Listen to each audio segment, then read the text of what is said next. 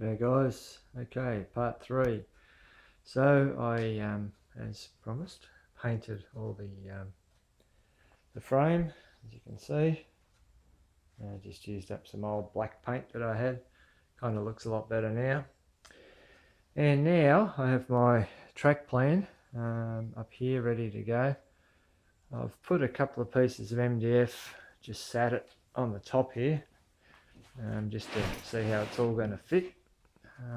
I've got to tell you though, this plan is a bit of a waste of space insofar as MDF is concerned, because if you have a look at the plan, this across here is not 8x4, it's a bit more than that. And this, yeah, so you've got to, let me just come back here and show you. So I'm going to have to cut up this board here to fit, and then the next board is too narrow for that, so I'm going to have to put 2 more boards in there, and then one here, and then this one. So it's going to be 5 boards, and I tell you what, I'm going to have a lot of MDF left over, which is kind of annoying actually. It's not very well thought out that way. The article did say to get 5 bits of 4x8 or 2400 by 1200 MDF. So they did warn me, but I just looked at the plan and thought, nah, that's not using that amount. But yeah, it is. And it's going to be a bit tricky getting it together to route. I'm almost thinking I'm going to have to cut the track pieces and fix them in, join them, and then take them apart again to be able to route it. So it's a bit of a pain, but anyway, well, right now it's back to the calculator and the map, and I'll start cutting all this stuff up according to the plan. So we'll catch you next time. Steve here. Okay, Luff's routing kit has finally turned up, which is really cool. So for those of you who haven't seen it before, it consists of one of these great big pieces of plastic, or Lexan as they call it in the States, with, if you can see that, lots of holes drilled through it, which is pretty clever. And the idea is, as I've just started here, that you work on your outside lane and nail it all the way around onto your line, and then route the inside. The other thing it comes with is this piece of plastic, again a bit of Lexan, and the idea is that once you've routed this first slot, this one here, we're going to stick this in the slot and follow it around. I managed to pick up a couple of pieces of these from the local hardware shop too, which is a bonus, which hopefully should be able to use. The other thing you get in the kit is this piece of plastic cut out, and the idea is that that will sit on the router like that. It's 4 inches from there to there and 3.5 inches from here to here. So depending on what type of track you're routing, 124, 132, you can use those. This Paramount track, the routing space between the lanes is actually 3 inch, and lucky for me, from here to here is 3 inches, so I'm not going to need it, yay. But if I did, I would just, sorry, go back to this here, line this up and take the plastic off obviously, and where these holes are here, I would mark them, boom, boom, boom, boom, drill holes, countersink them, and then mount this base to my router. Okay, so I'm going to start routing this part here, and when that's done we'll come back and show you. Hey guys, Steve here. Luff's routing kit is finally here, so I can make a bit of a start. So for those of you who haven't seen these kits before, it contains this long piece of plastic, about, I don't know, 1.5 meters long, and it has all these little holes drilled in it. And the idea is that you nail it on top of your layout that you've just marked, and then press the router up against it, and we'll be routing actually this slot here. The other thing you get is this piece of white plastic, And the idea of that is that once you have routed this slot, you stick this plastic into that hole and push the route up against it. The other thing you get in the kit is this piece of plastic here, which measures 4 inches from there to there and 3.5 inches from there to there. So depending on whether you're routing a 124 track or a 132 track, you can use it either way. On all routers, no matter what brand, they've always got a base on them. As you can see, mine's got 5 screws on it. So the idea would be set that up, line that up in the middle, and where the holes are underneath, I would mark them with a pencil, drill through, countersink it, and then take this base off and put this base on.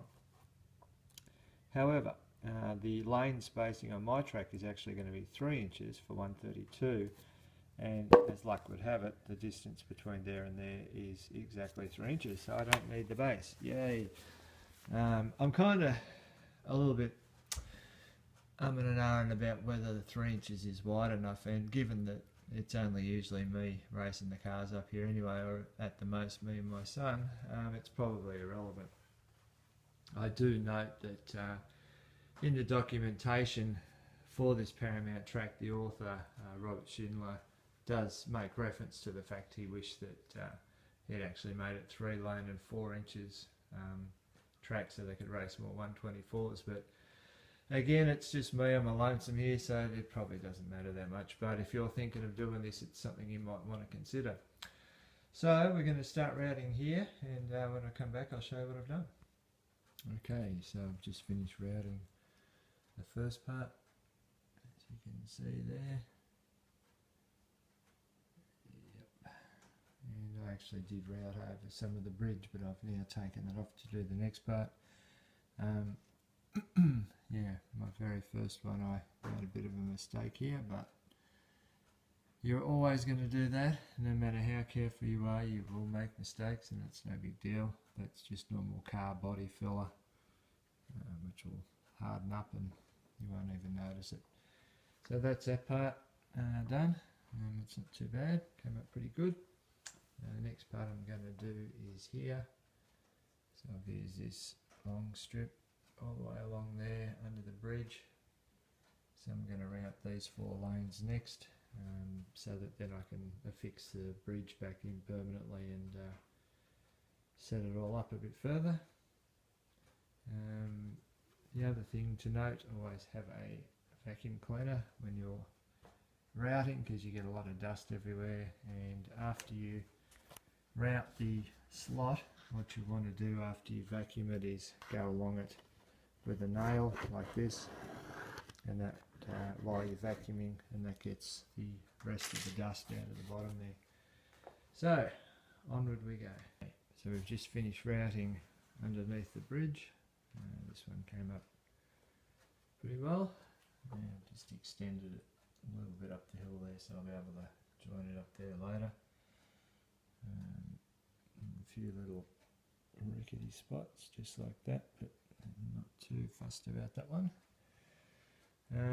Now this is going to be the tricky bit, because I've set up this around the corner, but I don't have the bridge in place at the moment, and I don't have this piece here long enough to go over there even if I did, so I'm probably going to route 3/4 of this and then move this piece to extend across the bridge to join up to here, so that I've got an even spread. So it'll be a little bit tricky, but so far so good. This piece of, where has it gone? Long Lexan is really useful. I think I showed you. This is a little bit you get in the luff kit, which really isn't quite long enough. It needs to be as long or longer than this long piece here, otherwise you've got to keep stopping and starting your routing. And really with a router, if you're not aware, once you start you really don't want to stop, because every little stop you can do things like that, where you just move it a little bit and it buggers it up. There are things that can be repaired, but it's just more work.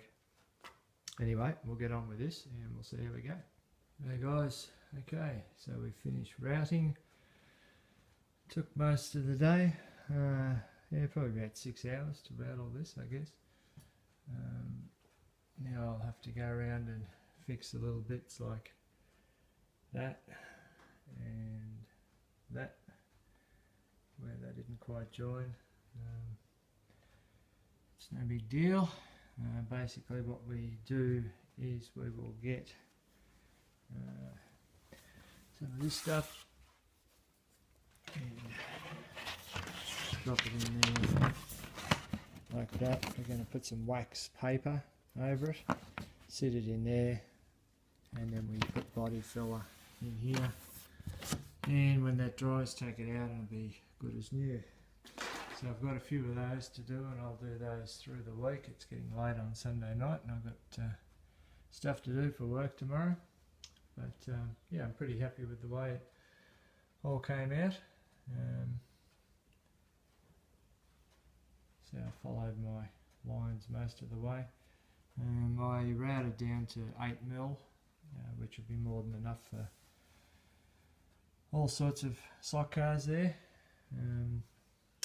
Once I've done all the fixing of the little mistakes and so forth, I'll fill the screw holes here at the same time. And I'll also sand the inside of the slot just basically, just to take the rough edge of the router off. Just coming around there. And my hill part here, which I was a little bit worried about. Yeah, a few spots, as you can see, I routed through where I'd actually had it screwed down. Yes, I did take the screws out before I routed, but I had my angles wrong originally. That's no big deal, we can fill those as well. And you can see the route around there. So I've got a fair bit of room on the edges, which worked out okay. Bit narrow on the bridge here.